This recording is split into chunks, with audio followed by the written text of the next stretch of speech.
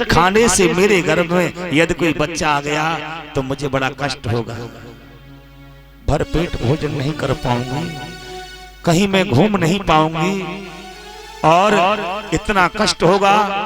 यदि वो पैदा हो गया तो कौन मलमूत्र साफ करेगा। इस तरह से बातें दिमाग में आ रही है। उसी समय उसकी एक बहन आई, बोले क्या बात है, सारा हाल बताया। लेकिन कहते हैं कि जहाँ खाने वाले होते हैं वहाँ कोई खिलाने वाला नहीं होता है। आपने देखा होगा कि जहाँ खाने वाले होते हैं ना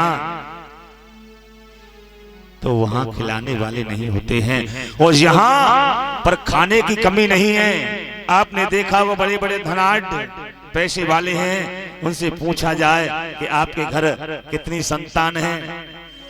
वैसे तो मैं शब्द ऐसे नहीं बोल सकता, वैसे तो होती नहीं, ऐसी होती भी है ना तो भगवान ऐसी संतान दिव्य नहीं देते हैं। कहते महाराज हमारे घर में पुत्र कम से कम 30 साल हो गया लगभग, लेकिन अभी तक बोलना भी नहीं सीखा है। हाँ? तो ऐसा हो जाता है बड़े बड़े परिवारों में पैसे वाला। हमने देखा है कि संतान की बहुत कमी रहती है। भगवान की न जाने कैसी लीला, बड़ी विलक्षण लीला।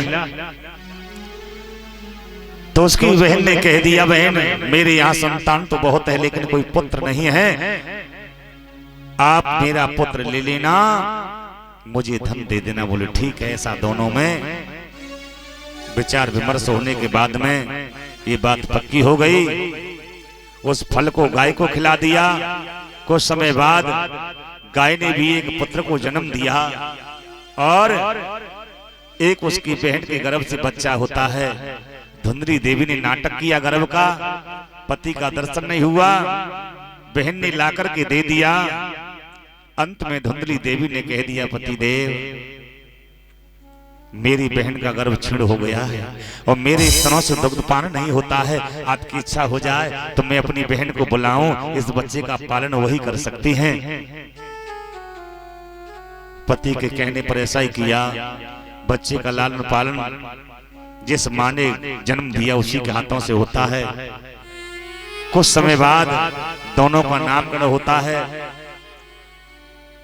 जो गाय के उधर से बच्चे ने जन्म लिया है उसका नाम पड़ता है गोकर्ण, और जो धुंधली देवी के नाम का उसकी बहन का बालक है ना, धुंधली देवी ने कह दिया महाराज इस बच्चे को मैंने जन्म दिया है, इसका नाम मेरे नाम जैसा होना चाहिए।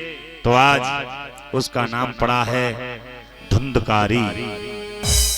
गोकर्ण जी महाराज थोड़े बड़े हुए संतों का सम्मान करते हैं, माता पिता की आज्ञा का पालन करते हैं, सेवा करते हैं, संतों का सम्मान करते हैं, भगवान की कथा में जाते हैं, मंदिरों में जाते हैं, भगवान का कीर्तन करते हैं, भजन करते हैं, भोग लगाते हैं। घर को त्याग दिया और धुंधकारी अकेला बालक है। धुंधली देवी सोचती है कि मेरा अकेला ही पुत्र है और पैसे की धन की कोई कमी नहीं है, तो बच्चे को आवश्यकता होती है 1 पैसे की, तो मैया निकाल के देती कम से कम 5 पैसे, क्योंकि अकेला ही पुत्र है। ये बच्चे की बिगाड़ने की यहीं से नींव लग जाती है। कहते हैं माता निर्माता भवती, माँ ही बच्चे का निर्माण करती है। माँ चाहे तो बच्चे को चोर बना दे, और माँ चाहे तो बच्चे को एक संत बना दे, और माँ चाहे तो बच्चे को भक्त बना दे, और माँ चाहे तो बच्चे को नालायक बना दे। ये माताओं के हाथ में होता है। धुंधकारी को जरूरत पड़ती है 1 पैसे की, तो मैया 5 पैसे देती है, क्योंकि अकेला ही पुत्र है। अब तो धीरे धीरे बच्चे कहां से बिगड़ते हैं मालूम है?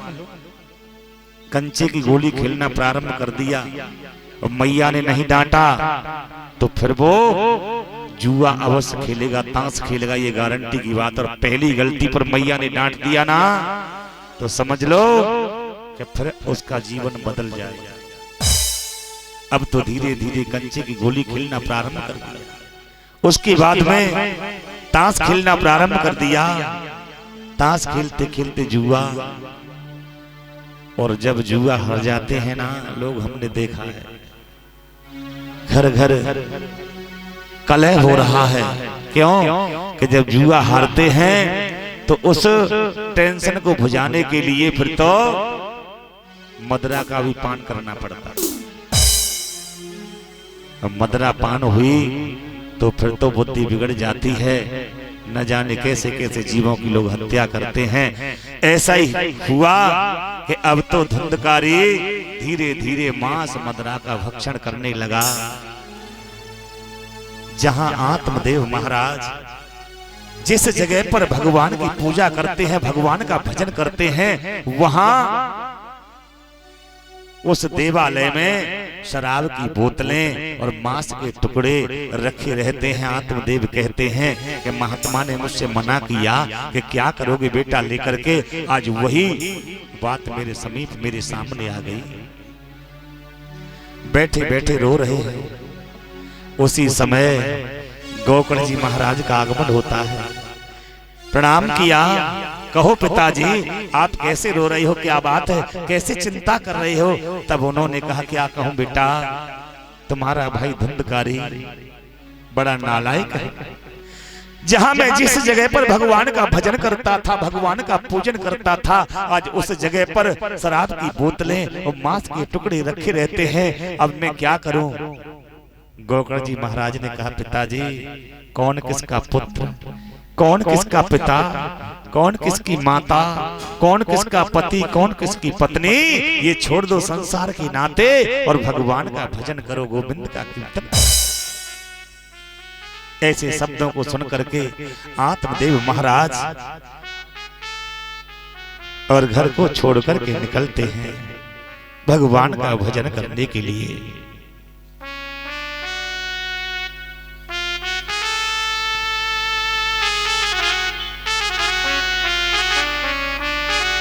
रट ले हरि का नाम हो बेरी, जप ले प्रभु का नाम हो बंदे, जप ले हरि का नाम हो, जप ले हरि का नाम रे बंदे, जय जय जप ले हरि का नाम। ओ सभी छोड़ दे उल्टे काम, सभी छोड़ दे कुल के काम, बेरी जप ले प्रभु का नाम रे बंदे, जप ले हरि का नाम।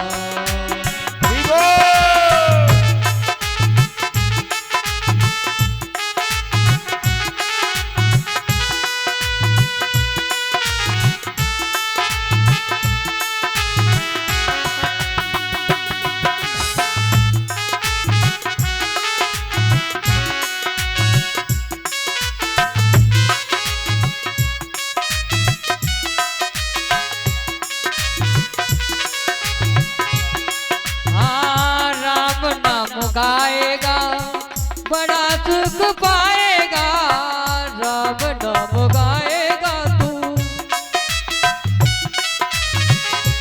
हो राम नाम गाएगा तू, बड़ा सुख पाएगा, राम नाम गाएगा तू।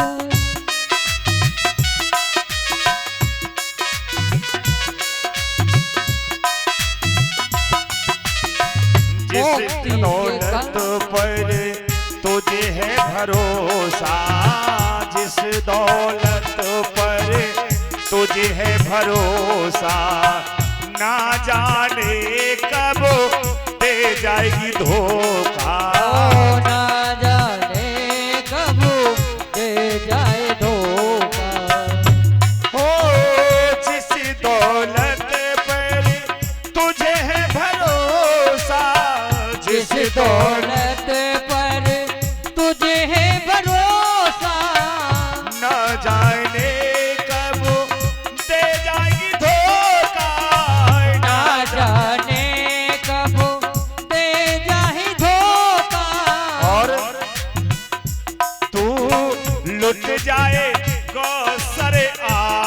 मोरे बैरी जपले हरि का नाम हो बंदे जपले प्रभु का नाम रे बंदे जपले हरि का नाम।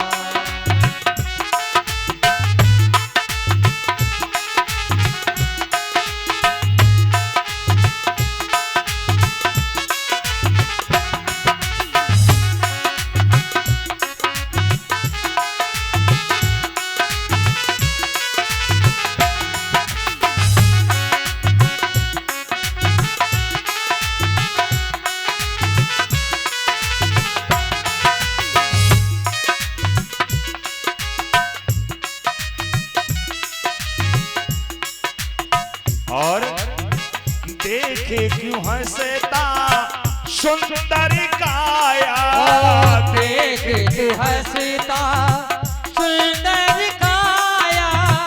देख के हंसता क्यों सुंदर काया देख के हंसता क्यों सुंदर काया।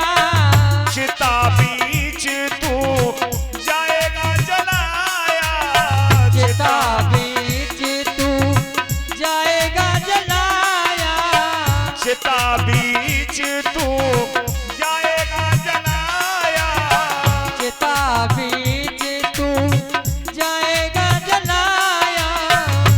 तेरा हर मसेना खाल रे बैरी जपले हरि का नाम हो बंदे जपले हरि का नाम। रे बंदे जपले हरि का नाम।